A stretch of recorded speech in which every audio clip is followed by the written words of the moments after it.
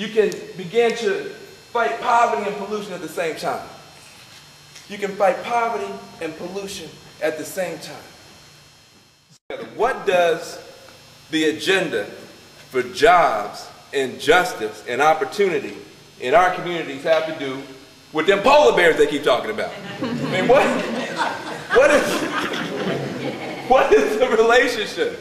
You know, I mean, I love the polar bears. You know, I'm sure, you know, I'm not going to hug one. You know, I'm not going to try to cuddle up to one. But, you know, they're beautiful animals. But they keep talking about these polar bears. And a lot of us just look at that and say, well, you know, I feel sorry for the little guys. They drowning or whatever. But I'm going to funerals every other weekend. Right? I mean, I'm from Oakland. I've been out here for about 2 weeks taking a class. Before I came out here for the 2 weeks, no, I wasn't home for 2 weeks, I was home for about 7, 8 days.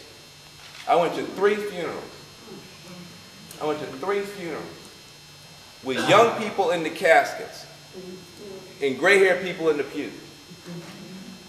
Now, anything like that happened in Boston? Y'all have any of this kind of violence? Yes. We got kids going to school in classrooms, 36 kids, I bet y'all can't compare to this, 36 kids in the classroom, 6 books, no chalk and no toilet paper, okay? And then they wonder why the kids get upset. Shoot, we would be upset. We might be pushing and arguing and fussing and fighting in here if we had to come every day and sit in a classroom with 36 people with only 1 teacher and no books, okay? But then those kids wind up, they don't go to the principal's office anymore. They go to the precinct in handcuffs. It's called a strike. Okay, so we have real problems. So when I come to the neighborhood and I start saying, guess what? We got to do something. He'll say, what is it? What we got to do? We got to do something to help the polar bears. You know?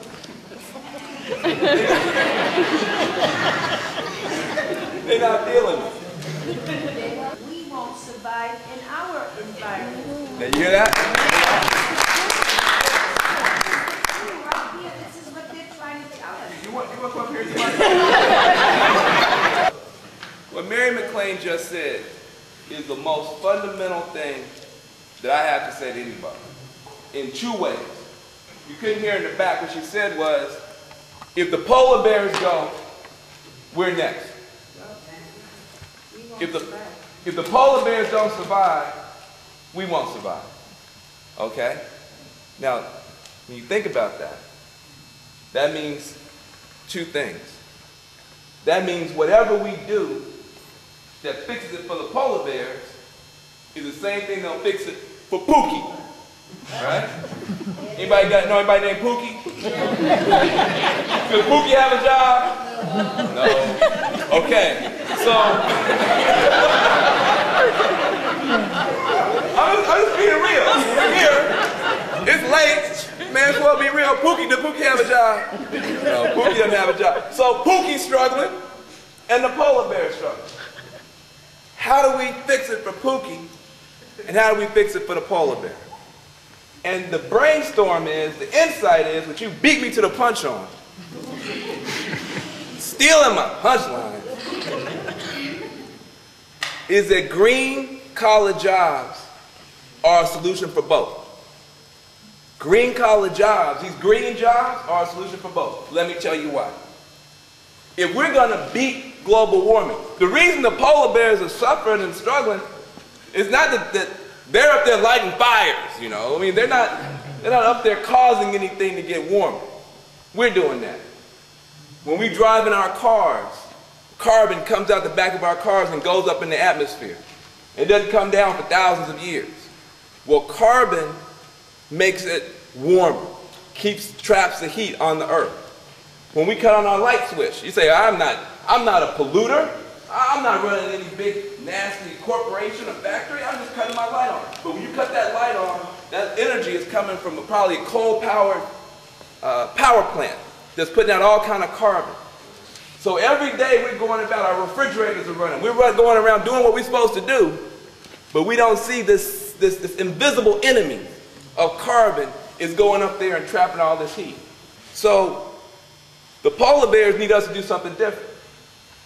Now, what can we do different? Well, one thing my brother just said we could do, we could put up solar panels.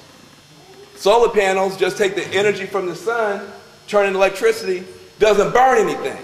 So it doesn't put any carbon up in the air. So that would be a good solution. Another thing we could do, we could start to weatherize, and then when you do enough of that, you can start closing some of these power plants. Other thing we could do, this building here is a crime against humanity.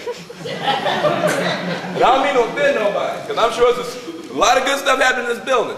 But if you could see it from an energy point of view, it'll just leaking all over the place. All right? And many of our homes are leaking energy. Aren't our fuel bills too high? Energy bills too high? Heat? Okay? So when you think about it from that point of view, if we, as my brother was saying, efficiency, conservation, what does that mean? That means weatherizing our homes.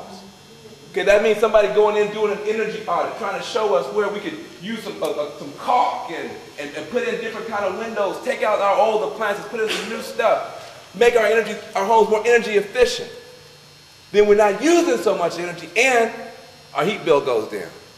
Now wait a minute. You think about that. People talking about the president. People talking about the mayor. Right? Great people, good people sometimes, in high office. I said sometimes. And I don't want to offend nobody talking about the White House. Even if you had the best president in the history of the world, right? And the president signed your bill on global warming and global climate change. The next morning, the president is not going to put up one solar panel. Am I right? The president is not going to weatherize one home. Am I right? And even our great mayor here, as hard as he's fighting, you're not going to see him on Tuesday morning with a hard hat and lunch bucket trying to put up a solar panel. Right? But somebody is going to have to do all of that work. Somebody is going to have to put up millions of solar panels all over this country. Sign me up. Sign me up. Right? Somebody is going to have to weatherize millions and millions of homes. Somebody is going to have to put up not just one wind turbine. They're talking about having whole wind turbine farms.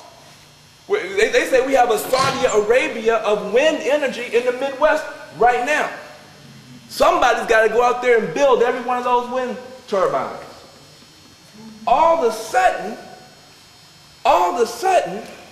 the agenda to save the polar bear is the agenda to save Pookie. Right? Give Pookie that job. Give Pookie that job. Give Snoopy that job. Give Shanae and Josue. You know who need that job. Why do I say it like that? I say it like that because we have a moral obligation in this country. Amen. Am I right? Yes. We have a moral obligation in this country. We're the world leader in the pollution. Now, that's a shame. All the technology we have and the genius that we have, we've had solar panels for a long time. I heard about solar panels when I was that little baby's age. It was in here. But we haven't put them up. Okay? So we need to go from being the world leader in the pollution to being the world leader in the solution. Am I right? So it's time for this movement now to stand up and say, you know what? It's a new day. It's a new day. We insist that the people who most need the jobs, get a chance to do the jobs that most need to be done. And when we do that, we will be able to build a coalition that has the best of labor, the best of the environmentalists, the best of the old civil rights, racial justice community, the best of the environmentalists, the best of our elected officials. We'll have the coalition we've always wanted, and more importantly than that, we'll have the country we always wanted, because we're not just going to save money, we will save the soul of this country with this movement. Thank you very much.